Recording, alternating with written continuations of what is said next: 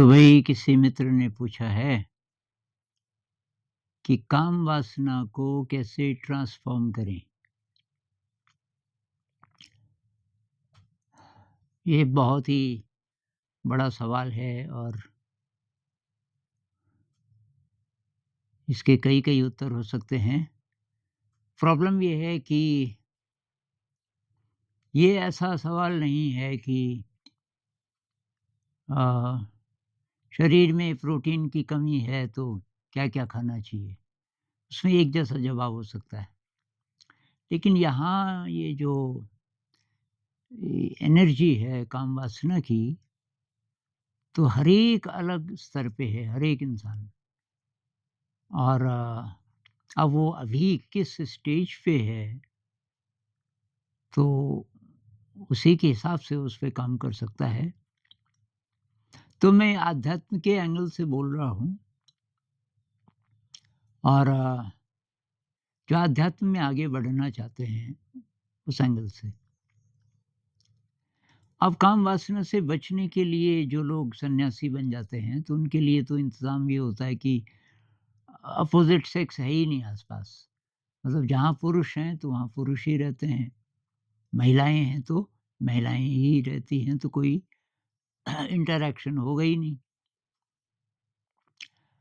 और कुछ-कुछ ऐसे साधक जो रहते तो समाज में हैं, लेकिन वो काफ़ी प्रोटेक्टेड रहते हैं कि किसी से अ, मिलना नहीं। कोई स्त्री है तो किसी पुरुष से दोस्ती ही नहीं करनी और अपनी साधना में लगे हुए हैं, काम भी कर रहे हैं, कोई जॉब कर रहे हैं, कुछ भी, ऐसे भी लोग हैं।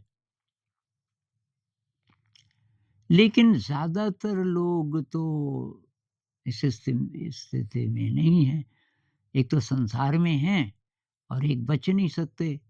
अ, मतलब स्त्री को पुरुष ना दिखे, पुरुष को स्त्री ना दिखे, ये तो बहुत मुश्किल है ना। तो अभी कुछ दिन पहले एक भाई साहब ने बोला कि हमारे घर में एक रिलेटिव आई हुई है। अ, आपके बीच-बीच में ऐसा होता है कि और लोग चले गए, कोई शॉपिंग पे चले गए इधर-उधर और वो घर में ही हैं और वो भी मुस्कुरा-मुस्कुरा के बातचीत करती है और अभी 3-4 ही दिन हुए पर मेरा आकर्षण इतना ज़्यादा हो गया कि मैं तो बच नहीं पाऊँगा काम वासना से। इसके साथ लिप्त हो ही जाऊँगा और मेरे ख़्याल से वो भी चाहती है। पर मैं नहीं होना चाहता लिप्त। तो प्लीज़ कुछ बताइए क्योंकि अनकंट्रोलेबल है। तो ख़ैर मैंने उनको भी यही सलाह दी थी जो मैं अभी बोलने वाला हूँ। इसी तरह ऑफ़िस में एक जगह क्या कि बॉस है और 2 लोग हैं, 1 स्त्री है, 1 पुरुष है। कोई छोटा-सा ऑफ़िस होगा। अब बॉस अक्सर वहाँ होता नहीं। तो ऐसी बहुत जगहें हैं जहाँ कि आप फिसल सकते हो और बहुत लोग तो फिसलना नहीं चाहते हैं। वो तो ढूँढना चाहते हैं ऐसा मौका मिले और फिसलें। तो उनकी मैं बात नहीं कर रहा हूँ क्योंकि उन्हें अभी पता नहीं चला। अध्यात्म का पता नहीं है और यही ऊर्जा अध्यात्म में आगे बढ़ाने वाली भी है, अगर इसको आप अधोगामी होने से रोक लें।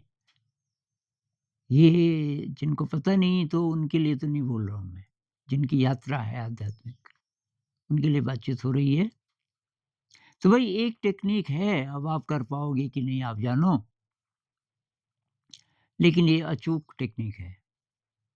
टेक्नीक क्या है कि जिसके प्रति बहुत ज़्यादा आकर्षण है, उसको आप गले लगा लो और उसके साथ ऐसे रहो जैसे माँ बच्चे के साथ रहती है। तो माँ बच्चे के साथ रहती है मतलब आप कैसे रह पाओगे? ध्यान में।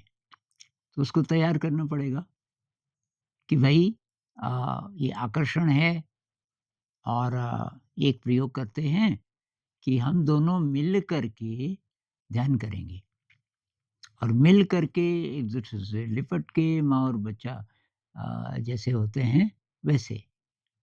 माँ-बच्चा कह लो, योगी-योगिनी कह लो, ये संभव है। मतलब ये मैं थ्योरी नहीं बोल रहा हूँ, ऐसा हो सकता है। और अब आप हिल-डुल नहीं रहे, जैसे विपश्यना में होता है ना, ये ध्यान में होता है कि अब आपका स्टेबल पोस्चर है और स्थिरम सुखम आसनम, आप कंफर्टेबल हो और ये जो सेंसेशन है, बहुत ज़्यादा पूरे शरीर में जो सेंसेशन है, उत्तेजना है, इसको केवल देखो, इसको देखो और जो ज़्यादा ध्यान है वो चेहरे पे लगाओ। चेहरे पे लगाओ और ये जो ऊर्जा है इसको दिव्य मानो। ये ऊर्जा दिव्य ऊर्जा है और मुझे इवॉल्व करेगी। ये अगर आप एक बार भी कर पाए कि आप इस तरीके से रह गए 2 मिनट, 5 मिनट, 10 मिनट और फिसले नहीं, कामवासना में नहीं फिसले और अंत में अ, एकदम अभी भी बहुत ज़्यादा उत्तेजना है, लेकिन आप अलग हो गए। एक बार ऐसा अगर आपने कर लिया, तो फिर आप ये बार कर सकते हो, जब तक आपको अ, जब-जब मतलब ऐसा मौका मिले। जो स्त्री-पुरुष हैं, जिनकी शादी हो चुकी है, वो भी ऐसा कर सकते हैं। जब आपको बच्चा चाहिए, तो तब आप ये इसमें जाइए शारीरिक संबंध में और बाकी टाइम आप ऐसे रह सकते हो जैसे क्रिश्चियनिटी में है ना एडम और ईव। एडम और ईव की कहानी आपको पता होगी। वो ये मानते हैं कि ये जो मनुष्य जाति है, तो ये किन से पैदा हुई? तो हमारे जो सबसे शुरू के जो थे अ, तो एक स्त्री और एक पुरुष, एक का नाम एडम था, एक का नाम ईव था और भगवान जी ने इनको बनाया था पैराडाइज़ में। इनको पैराडाइज़ मतलब बहुत ही स्वर्ग जैसी जगह और वहाँ इनको रखा और इन दोनों में इतना प्रेम था कि जितना संभव है और ये दोनों एक साथ सोते थे, लिपट के सोते थे, वस्त्र नहीं पहनते थे, नंगे रहते थे और इनके अंदर काम वासना एकदम नहीं थी। परमात्मा ने एकदम उनका जो गॉड है उन्होंने एकदम प्योर बनाया था। अब फिर आगे कहानी ये है कि एक कोई शैतान था, सैटन, वो भगवान जी का दुश्मन था और उसने कुछ-कुछ करके ये वो जो लड़की है, उसमें काम वासना डाल दी। वो कहानी है ना कि वहाँ कोई एक पेड़ था, कि इसका फल नहीं खाना और ये गया और ये साँप बन के गया, लेकिन बहुत सुंदर साँप। वो तो सब जीवधारियों को प्यार करते थे और वो जहाँ-जहाँ, जिधर-जिधर जाए तो उसके पैरों के निशानों को चूमे ये साँप। फिर उसने साँप को बोला कि तू कहाँ जा रहा है? उसने कहा तेरे से सुंदर मैंने कोई इंसान देखा नहीं और लेकिन मैं एक चीज़ बताने आया हूँ, तू और भी सुंदर हो जाती अगर ये फल खाती। उसको बहुत डर लगा, उसने कहा ये तो हमें मना किया गया है, इसीलिए तो मना किया गया है। बहुत पावरफुल भी बन जाएगी, बहुत सुंदर भी बन जाएगी। ख़ैर कहानी ये कहती है कि उसने वो खाया। वो फल खाते ही उसके अंदर काम वासना पैदा हुई और जब एडम के सामने वो आ नहीं पाई, फिर वो अपने शरीर को छुपाने लगी। ये कोई झाड़ी में से कोई पत्ते वाली कोई टहनी वो तोड़ के टहनी तोड़ के छुपाने लगी अपने अंग को और एडम समझ गया कि कुछ गड़बड़ हुई है। तो उसने कहा कि ये तेरा क्या हाल हो गया? तू शर्मा क्यों रही है? और तो उसने बताया कि वो आया था और मैंने फल खाया और मेरे अंदर तो अजीब हो रहा है। तो एडम पहले तो रोया, उसने कहा ये क्या कर दिया तूने? वो तो कोई दुष्ट था, पता नहीं कहाँ से आया था। लेकिन अब भगवान जी तेरे को गॉड तेरे को पनिश करेंगे, पता नहीं कहाँ भेजते हैं। तो वही पनिशमेंट मुझे भी मिले, इसलिए मैं भी इस फल को खा देता हूँ और वो भी खा देता है। और कहते हैं कि तब सज़ा के तौर पे उनको इस मृत्युलोक में हमारी पृथ्वी में भेजा गया और फिर कि एक देवता था, यहाँ भेजने से पहले देवता ने बोला तू देखना चाहता है, वहाँ ज़िंदगी कैसी रहेगी? और कि वहाँ वो दिखाते रहे कि तुम्हारे जो बच्चे होंगे पीढ़ी दर पीढ़ी इतने युद्ध होंगे, ऐसे ऐसे दुष्ट लोग होंगे, वगैरह, वगैरह, वगैरह, और अंत में क्राइस्ट को दिखाते हैं कि क्राइस्ट पैदा होगा और दोबारा से पैराडाइज़ जाने का रास्ता बताएगा वगैरह। लेकिन उसमें ये वाला जो है ना कि एडम और ईव एक साथ रहते थे और कोई शर्म वाली बात नहीं थी, लेकिन उनके अंदर कोई काम वासना भी नहीं थी। तो ये केवल सिंबॉलिक नहीं है, ये हो सकता है। ये हो सकता है, मैं इतने दावे से क्यों कैसे कह रहा हूँ, ये तो मैं ज़्यादा नहीं बताऊँगा, लेकिन मैं इतना बता सकता हूँ कि भई इसी विधि से मैं तो मुक्त हुआ इससे।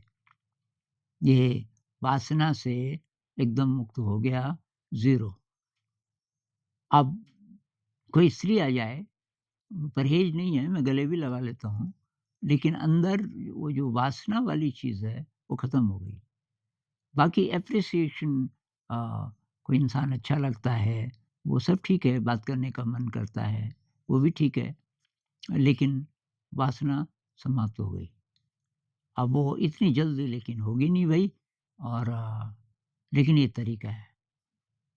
एक साधक ने इसका उपयोग किया। मैंने इसका हिंट किसी वीडियो में पहले दिया था कुछ-कुछ, और एक भाई साहब ने ये बोला, मैंने बोला ना कि जैसे रामकृष्ण भी रहते थे तो माँ-बेटे की तरह। उन्होंने कहा कि गुरुजी अब ये पत्नी को हम माँ कैसे मानें? क्योंकि पत्नी भी तो है वो। तो मैंने कहा भई तो माँ नहीं, चलो योगिनी। योगिनी का मतलब जो काम वासना से फ्री है। तो आप योगी, वो योगिनी, और वो इसका प्रयोग कर रहे थे और उन्हें काफ़ी सफलता भी मिल रही थी। फिर एक और भाई साहब ने बोला कि ये आप जो बता रहे हैं, उसमें मैंने हिंट में बताया था कि ये है, लेकिन हर एक तो नहीं कर पाएगा। अब हर एक तो हर चीज़ कैसे कर पाएगा ना, पता नहीं किस एनर्जी लेवल पे है। लेकिन अ, ऐसा कोई सुझाव दे तो ये नहीं बोलना चाहिए कि असंभव है, ये बोलना चाहिए कि मेरे लिए असंभव है, क्योंकि ये है, एक तरीका है और बहुत लोग इसको अपनाते हैं। गुजरात में एक कपल था, अभी भी होंगे वो तो उनके दर्शन के लिए लोग जाते थे। उन्होंने बताया नहीं किसी को, लेकिन ऐसी दिव्यता थी उनमें, और फिर जब बहुत ज़्यादा कोई पूछे ही तो फिर वो बता भी देते थे। तो कहते थे भई हम साधक हैं दोनों, शादी के बाद हमने ये यात्रा शुरू की, बच्चा नहीं हुआ, और बच्चा इसलिए भी नहीं हुआ कि शादी होते ही हमने ये प्रैक्टिस शुरू कर दी कि हम साथ रहेंगे, आकर्षण की ऊर्जा को हम ध्यान की ऊर्जा बनाएँगे, और हमें धीरे-धीरे करके सफलता मिली। तो ये आप भी ट्राई कर सकते हो।